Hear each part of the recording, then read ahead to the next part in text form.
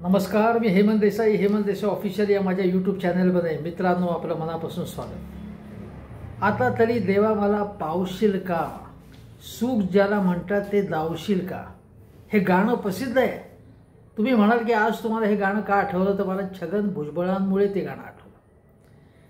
छगन भुजबळ यांना महायुती सरकारमध्ये मंत्रिपद मिळालं नाही, त्यामुळे ते अत्यंत अस्वस्थ आहेत, तळमळत आहेत, तडफडत आहेत। त्यांना काय करावं ते समजेन असं झालंय। त्यामुळे गेले काही दिवस त्यांची तोफ धडाडती आहे आणि ते स्वतःच्याच पक्षाचे जे सर्वेसर्वा अजितदादा पवार यांच्या विरोधात जबरदस्त हल्लाबोल त्यांनी सुरू केला आहे। आता एवढं झाल्यानंतर खरं तर उघडपणे स्वतःच्या पक्षाच्या अध्यक्षांच्या विरोधात बोलणारे छगन भुजबळ यांवरती कारवाई होणं आवश्यक होतं। त्यांना काढून टाकायला पाहिजे होतं, पण ते काढलेलं नाही। उलट आता देवाभाऊ म्हणजे देवेंद्र फडणवीस मुख्यमंत्री हे छगन भुजबळांना पावतील का, पावण्याची शक्यता आहे असं मला वाटतं। याचं कारण असं आहे की मंत्रिमंडळ विस्तारामध्ये स्थान न मिळाल्यानंतर भुजबळांनी प्रचंड संताप व्यक्त केला आणि ते नटसम्राट आहेत, त्यामुळे पॉज घेत, भुवया उंचावत, डोळे इकडे तिकडे फिरवत हळूहळू सूचक पद्धतीने ते तोफ डागत होते अजितदादांवर। आणि अजितदादांवर तोफ डागताना ते असं म्हणत होते की मनोज जरांगे पाटील यांचं मराठ्यांसाठी जे आंदोलन होतं आणि त्यामध्ये ते ओबीसींच्या विरोधात जणू काही कारस्थान काही करतात मनोज जरांगे पाटील असं वाटल्यावर, किंवा ओबीसींच्या ताटातलं ते काढून घेत आहेत अशी भीती निर्माण झाल्यामुळे भुजबळांनी त्यांच्यावर थेट हल्लाबोल केला। ते धाडस कोणीही दाखवलं नव्हतं, ते मी दाखवलं असं भुजबळ म्हणाले। राष्ट्रवादी काँग्रेसच्या स्थापनेपासून राष्ट्रवादी काँग्रेसच्या जडणघडणीत माझाच वाटा जास्त आहे शरद पवारांनंतर। शरद पवार देखील मला मानाचं स्थान देत होते दुसऱ्या नंबरचं, पण अजितदादांनी मात्र मला मानाचं स्थान दिलं नाही। दोघं तिघं मिळूनच निर्णय घेतात, त्यामध्ये मी निर्णय प्रक्रियेत म्हणजे कुठल्याही निवडणुका असल्या तर त्याची व्यूहरचना काय असावी, त्याचं धोरण काय असावं, कोणाला उमेदवारी द्यावी याबद्दलच्या चर्चेमध्ये माझा समावेशच नसतो। असं अनेक प्रकारचं दुःख, वेगवेगळ्या प्रकारचं दुःख छगन भुजबळ बोलून दाखवत होते। आणि त्यांनी असंही म्हटलं की अजितदादांना सुद्धा जे काही पदं मिळाली त्यामध्ये माझाही वाटा आहे, उपमुख्यमंत्रीपद त्यांना मिळालं त्यामध्ये माझा वाटा आहे। अजितदादांना शरद पवारांपासून ते वेगळे झाले तेव्हा माझा त्यांना आधार होता आणि म्हणून मला काही ना काही मिळालंच पाहिजे। मला मंत्रिपदावरून घालवताना सुद्धा म्हणजे त्यात संधी न देताना त्यांनी मला विश्वासातही घेतलं नाही, का मला बाजूला केलं ते सांगितलं नाही। आणि मग या बातम्या आल्यानंतर भुजबळांची तोफ सुरू झाल्यानंतर मग प्रफुल्ल पटेल आणि सुनील तटकरे त्यांना भेटणार आहेत किंवा अजितदादासुद्धा त्यांच्याशी बोलतील असं राष्ट्रवादी काँग्रेस अजितदादा पवार गटाचे लोक सांगत होते। प्रत्यक्षात तसं काही झालं नाही, कोणी बोललं नाही, कोणी भेटलं नाही आणि त्यामुळे भुजबळांचा तळतळाट सुरू आहे। आता भुजबळांना मंत्रिपद न मिळणं म्हणजे ओबीसींवरती अन्याय आहे। भुजबळांना मंत्रिपद दिलं तरच ओबीसींना न्याय मिळतो असं आहे का? पण असा एकूण देखावा उभा केला होता। प्रकाश शेंडगे वगैरे त्यांच्या कळपातले जे लोक आहेत ओबीसी नेते, तथाकथित ओबीसी नेते, आता हे प्रकाश शेंडगे कुठल्याही प्रकारे कुठेही जाऊ शकतात, पण आज ते भुजबळांबरोबर आहेत आणि भुजबळांवरती हा अन्याय आहे, आम्ही रस्त्यावरती उतरू। अरे ओबीसींच्या प्रश्नावरती तुम्ही रस्त्यावर उतरा। भुजबळांवरती अन्याय होणं म्हणजे ओबीसी समाजावरती अन्याय झाला असं कसं काय म्हणता येईल? भाजपचं DNA ओबीसी आहे असं देवाभाऊ म्हणतात, मुख्यमंत्री म्हणतात। अजितदादा गटामध्ये सुद्धा धनंजय मुंडे आहेत, अन्य काही नेते आहेत। शिवसेना शिंदे गटातही ओबीसी समाजातले लोक आहेत। मग केवळ भुजबळ असले तरच न्याय मिळू शकतो असं कसं म्हणता येईल? पण ते म्हणतायत प्रकाश शेंडगे। आणि प्रकाश शेंडगे वगैरे लोकांना भेटून, म्हणजे ओबीसी वेगवेगळ्या संघटनांच्या नेत्यांना भेटून मग मी ठरवेन असं भुजबळ म्हणाले होते. आता हे प्रेशर टॅक्टिक्स त्यांचं होतं. सुरुवातीला त्यांनी मीडियाला हाताशी धरलं, पत्रकार परिषद, पत्रकारांना सेपरेट मुलाखती देणं, त्यानंतर ओबीसी नेत्यांबरोबरची बैठक. मग ते म्हणाले की महाराष्ट्राने देशभर मी ओबीसींच्या प्रश्नावरती दौरे काढणारे, लढणारे. मग इतके दिवस का थांबले होते ते? जेव्हा मंत्रिमंडळात सुद्धा होते गेल्या वेळी, आधी महाविकासच्या मंत्रिमंडळात होते, नंतर देवेंद्र फडणवीस म्हणजे अजितदादांनी शरद पवारांची गद्दारी केल्यानंतर जे टोळकं त्यांच्याबरोबर गेलं त्यामध्ये भुजबळ होते. भुजबळांनी शरद पवारांना कसं गंडवलं हे शरद पवारांनी सांगितलं होतं की मी काय अजितदादा पवारांच्या बंगल्यात तिथे काय ॲक्टिव्हिटीज चालल्या आहेत, काय चालले ते एकदा बघून येतो आणि तेच तिकडे गेले असं शरद पवार हसत हसत म्हणाले. अशा प्रकारचे हे भुजबळ आहेत. भुजबळ हे अत्यंत कावेबाज नेते आहेत. स्वतःचा स्वार्थ आणि संधी कशी साधायची ते त्यांना बरोबर माहिती आहे. भुजबळांनी काहीही काम केलं नाही, ओबीसींसाठी काहीच केलं नाही असं मी बिलकुल म्हणत नाही, पण ओबीसींसाठी अनेकांनी काही केलेलं आहे. आणि हेच भुजबळ आता काय करणार असा प्रश्न आहे. आता पहिली गोष्ट अशी की अजितदादांवरती थेट हल्ला केल्यानंतर मी असं म्हणेन की कुठल्याही पक्षामध्ये अशा प्रकारे गैरशिस्त केल्यानंतर शिस्तभंगाची नोटीस पाठवली जाते. नोटिशीला समाधानकारक उत्तर नाही मिळालं तर निलंबन केलं जातं किंवा काढून टाकलं जातं 6 वर्षासाठी. भुजबळांवरती अजितदादाने अजूनपर्यंत कारवाई केली नाही. पण अजितदादा एवढंच म्हणाले होते बारामतीच्या कार्यक्रमामध्ये की काही लोक म्हणे असं बोलतात की आम्हाला संधी दिली नाही, विस्तारात संधी दिली, जाहीरपणे बोलतात.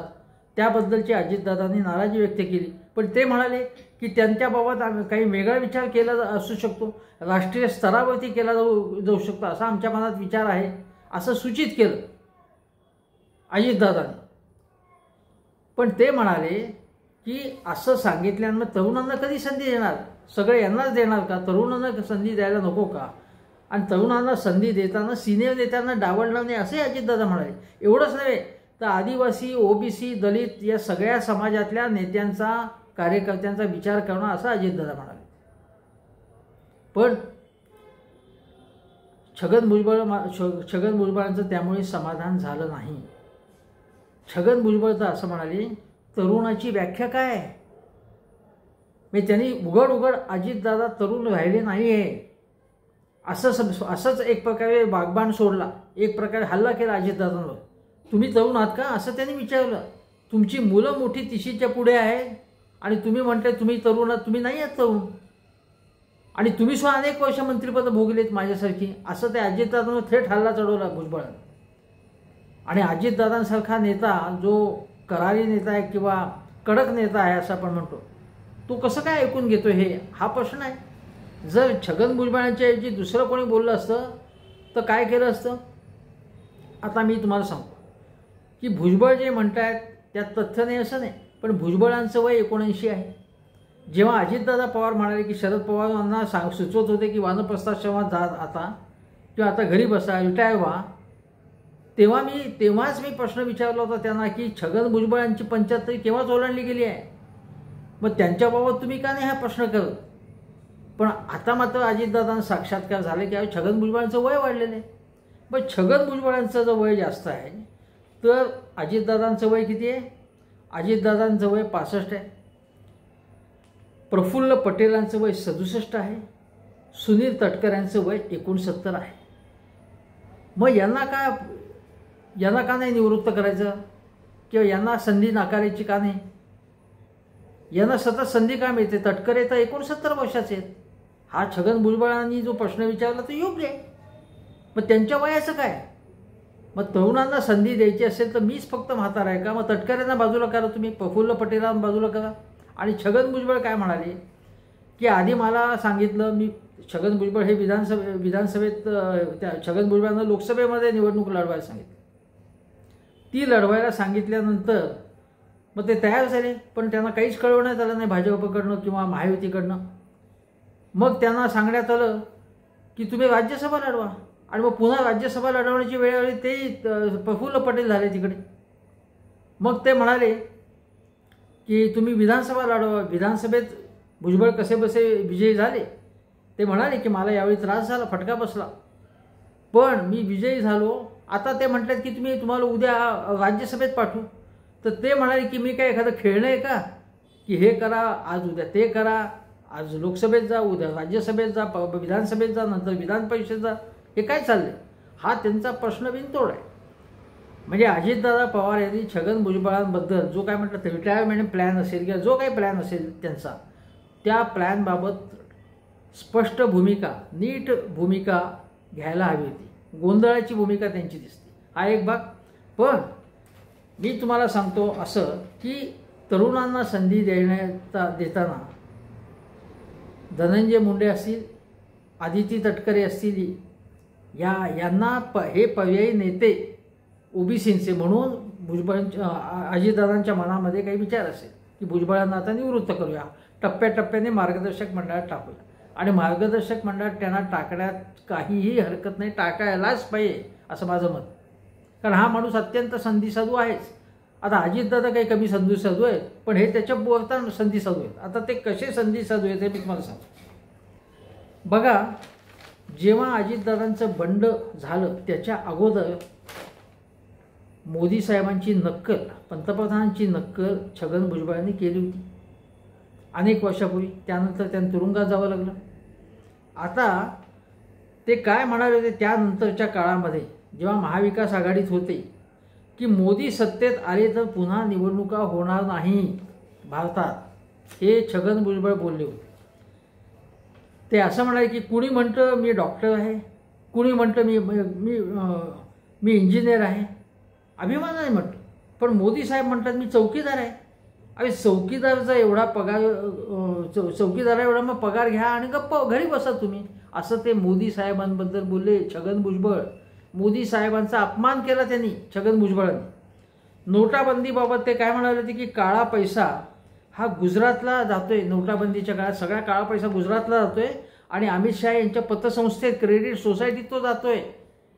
उघड गंभीर आरोप केला केंद्रीय गृहमंत्री अमित शहांवरती भुजबळांनी. नंतर ते म्हणाले की देवेंद्र फडणवीस म्हणाले होते की तुम्ही जास्त बडबड करू नका भुजबळ साहेब, जेव्हा ते महायुतीत नव्हते भुजबळ साहेब, की तुरुंगातून नुकतेच बाहेर आले होते, तुम्ही जामिनावरती सुटलेले आहात, जास्त बडबड करू नका, असं देवेंद्र फडणवीसांनी त्यांना इशारा दिला होता भुजबळांना. त्यावेळी भुजबळ म्हणाले होते की फडणवीस हे जेव्हा अर्ध्या पॅन्टमध्ये, हाफ पॅन्टमध्ये RSSमध्ये जात होते, शाळेत जात होते, तेव्हा मी मुंबईचा महापौर होतो. तुम्ही अत्यंत ज्युनियर आहात, तुम्ही मला शिकवू नका. आणि आता ते काय गेल्या काही महिन्यामध्ये, जेव्हा गेल्या वर्षभरामध्ये जेव्हा ते महायुतीत गेले भाजप अजितदादांबरोबर, तेव्हा म्हणाले की ओबीसींचे प्रश्न किंवा ओबीसींच्या समस्या देवेंद्र चांगले सोडवत आहेत. देवेंद्र अत्यंत हुशार आहेत, कर्तबगार आहेत, त्यांनी अनेक कामं केलेली आहेत. मोदी साहेबांनी महाराष्ट्रासाठी खूप कामं केलेली आहेत. त्याच्या अगोदर काय म्हणत होते की सगळे उद्योग, महाराष्ट्राचं पाणी गुजरातला पळवत आहेत मोदी साहेब, आणि आता त्यांचीच भलावण करत आहेत ते, हे आपण लक्षात घ्या. आणि त्यानंतर किती याच्यामध्ये प्रश्न असा आहे की या अशा अनेक गोष्टी सांगतात की यांच्या कॉन्ट्रडिक्शन, अगोदर काय म्हणत होते, आत्ता काय म्हणत. ज्या देवेंद्र फडणवीसांवर तोडसूक घेत होते त्यांचीच भलावण करतात आता. आणि देवेंद्र फडणवीस भुजबळांवरती तोडसूक घेत होते, ते फडणवीस आज म्हणाले की आमच्या महायुतीतले आणि राष्ट्रवादी काँग्रेसमधले फार मोठे नेते आहेत भुजबळ हा आमचा आधार आहे, आमच्या यशामध्ये, महायुतीच्या विधानसभेमधल्या यशामध्ये त्यांचा मोठा वाटा आहे, सिंहाचा वाटा आहे भुजबळांचा.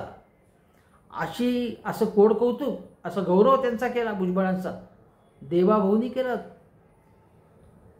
गेले काही दिवस काय वाटत होतं की अजितदादांनी कारवाई केली तर मग समजा भुजबळ भाजपत जाणार आहेत की नाही, किंवा भुजबळांना एकूण कोपऱ्यात ढकलून नेण्यात येत आहे.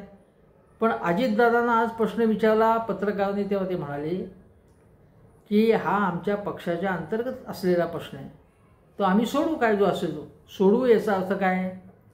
याचा अर्थ काहीतरी चर्चा त्यांच्यात झालेली आहे आणि एक प्रकारे आता भुजबळांच्या या बंडाला किंवा पवित्र्याला यश मिळणार आहे.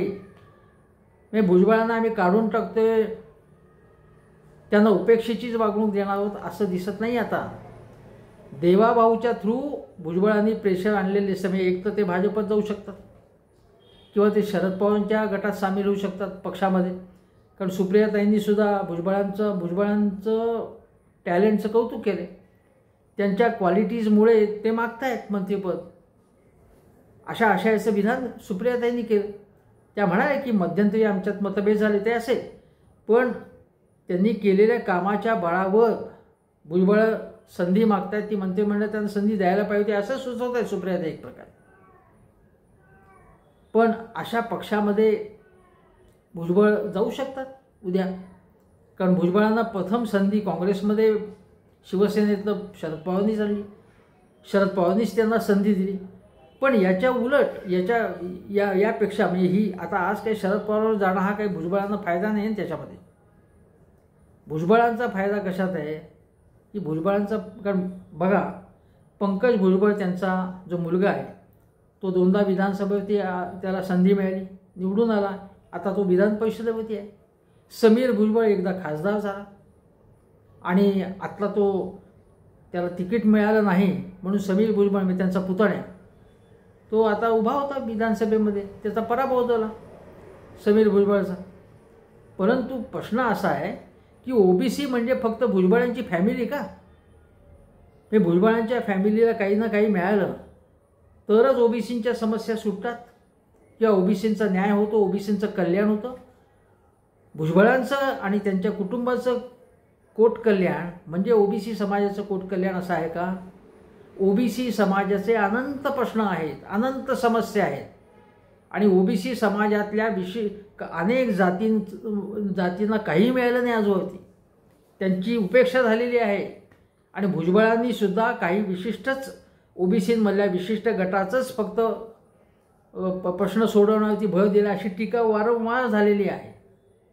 पण आता असं दिसतंय की माझ्या मते, माझी माहिती नाही, माझा अंदाज असा आहे की अजितदादा काय म्हणतात की राष्ट्रीय स्तरावरती आम्हाला राष्ट्रवादी काँग्रेस वाढवायचं आहे. भुजबळांना मोठी जबाबदारी. भुजबळांना काहीतरी घटनात्मक पदच द्यावं लागेल. म्हणजे दिल्लीमध्ये राहायचं असेल, राष्ट्रीय स्तरावरती वावरायचं असेल, संघटनेत काम करण्यामध्ये त्यांनी काम केलं असलं तरी आता या लेवलला संघटनेत काम करण्यापेक्षा त्यांना पद पाहिजे की ज्याच्यामुळे ते कामं करू शकतील, लोकांना फेवर करू शकतील, लोकांना उपकृत करू शकतील. मग असं कुठलं पद असेल तर बघा की केंद्र स्तरावरती भाजपचा काय दावा आहे की आम्ही ओबीसींसाठी स्वतंत्र मंत्रालय, स्वतंत्र आयोग तयार केला, स्थापन केला. कोणीही स्थापन केला नव्हता असा आयोग आम्ही केला असं मोदी वारंवार सांगतात, फडणवीस सांगतात आणि तो केलाच आहे. तर हे जे घटनात्मक पद आहे ते कदाचित त्यांना मिळू शकतं ओबीसींच्यासाठीचं. म्हणजे ते इकडनं राज्यस्तरावरनं इकडनं त्यांना बाजूला काढायचं आणि त्यांना तिकडे न्यायचं. नाही तर दुसरा पर्याय ते भाजपच जायचं. कारण भाजप सत्तेमध्ये सगळ्यात मोठा पक्ष आहे. एकदा ते महायुतीत आलेच आहेत, भाजपशी तडजोड केलेलीच आहे. भाजपत जाणं हे भुजबळांना चालेल का? चालेल. आता भाजपचे ते कौतुक करतात, अमित शहा मोदींचं कौतुक करतात, देवाभाऊचं कौतुक करतात. ते तिथेही जाऊन त्याचं एक आर्ग्युमेंट करतील की भाजपत जाणं हे कसं पुरोगामित्व आहे. महात्मा फुल्यांनी जो रस्ता दाखवला, जो प्रकाश दाखवला, त्या वाटेवरनं जाता जाता ती वाट शेवटी भाजपच्याचकडे जाते असं कदाचित महात्मा फुल्यांनी आज सांगितलं असतं, असंही सांगतील. वास्तविक महात्मा ज्योतिबा फुले यांचं जे तत्त्वज्ञान आहे त्यामध्ये भारतीय जनता पक्ष कुठेही बसत नाही. फुल्यांनी या संकुचित सनातनी वाद्यांवर तुफान हल्ला चढवला जीवनभर. पण त्याच पक्षाच्या सोबत मांडीला मांडी लावून भुजबळ बसलेले आहेत आणि भुजबळ सत्तेसाठी काहीही करतील. आता भुजबळांचं दुःख असं आहे की आता ते मंत्रिपद त्यांना नाही आहे. माणिकराव कोकाटे जे ज्यांचे विरोधक आहेत ते मंत्री झालेत. आता त्यांना जर पालकमंत्रीपद मिळालं तर ते आणखीन स्ट्रॉंग होतील. सुहास कांदे तर पुन्हा आमदार निवडून आलेले आहेत. मग आपलं काय, मेरा क्या होगा, एवढंच भुजबळांचं दुःख आहे, तडफड आहे. तेव्हा त्यांची काहीतरी सोय लावली की भुजबळ मग सांगायला लागतील की ओबीसींवरती कसा न्याय आता केला जातो आहे, तेव्हा भुजबळांना ओळखा. हे जे आर्मस्ट्रॉंग आहेत ना, बाहुबली भुजबळ, ते भुजबळ आज जे ताकद दाखवत आहेत, आपली ताकद दाखवत आहेत किंवा आक्रमक पवित्र धारण करत आहेत, तो केवळ स्वतःसाठी दाखवत आहेत, ओबीसींसाठी नाही. अजितदादा मराठ्यांचे नेते आणि ते जणू ओबीसींवरती अन्याय करतात आणि भुजबळ मात्र ओबीसींच्यासाठी प्रयत्नांची पराकाष्ठा करतात आणि त्यांना मंत्रिमंडळात घेतलं किंवा त्यांना काही पद दिलं तरच सगळ्या समस्या सुटतील असं बिलकुल नाही. पण आज भुजबळांना दुखावणं हे कदाचित आपल्याला भारी पडेल, कदाचित त्याचा फटका बसू शकेल आपल्याला. स्थानिक स्वराज्य संस्थांच्या निवडणुकात, जिल्हा परिषदेच्या निवडणुकात असं कदाचित भाजपलाही वाटत असेल. म्हणून देवाभाऊ आता भुजबळांवरती प्रसन्न होऊन केंद्र स्तरावरती काहीतरी करेल त्यांच्यासाठी असं वाटतं, अशी शक्यता वाटते. आणि मग 10-12 दिवसानंतर भुजबळांचं बंड शमेल आणि मग ते पुन्हा आमच्या एका कुटुंबातल्याच समस्या होत्या, कुटुंबात होतात मतभेद, आता ते मतभेद संपलेले आहेत. आता आपल्याला ओबीसींची आणि महाराष्ट्राची प्रगती करायची आहे असं सांगायला सुरुवात करते. नटसम्राटच ते, त्यांच्याबद्दल काय म्हणायचं. आता मी इथेच थांबतो, पण ते पुन्हा एकदा आवाहन करतो की हेमंत देसाई ऑफिशियल हा माझा यूट्यूब चॅनल जरूर बघा. शेजारचं बेल आयकनचं बटन दाबून चॅनल सबस्क्राईब करा. धन्यवाद.